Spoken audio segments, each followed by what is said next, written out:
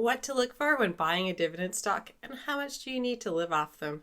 Hi, I'm Tracy, and welcome to my series where I'm going to be discussing common money questions in a short mini style video. And today we're discussing my top criteria in selecting dividend stocks.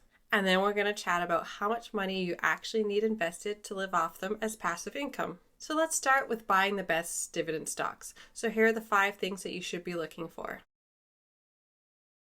The first thing is obviously the dividend yield. So you want something 5% or greater. You can go lower, but generally this is what I look for. So if you want a good return on your investment, look for a high dividend yield.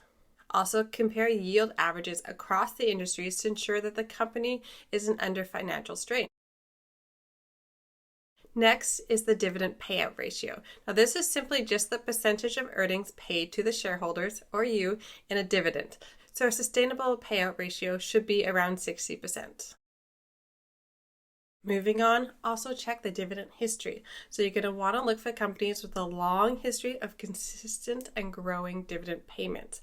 Now, this is going to indicate that they have good financial stability and returning value to their shareholders or you. Also, another key item that you want to look for is those dividends need to be consistent. So look for dividends that pay at a regular interval and a similar amount every single time.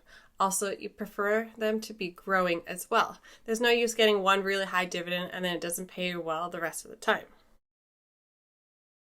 And lastly, you don't want to get into a dividend trap. So make sure that you have a long-term price growth. So this is basically just the price growth over the long term. For example, 5 years or more, which corresponds with the company's growth. Now, let's move on to that second part of the question.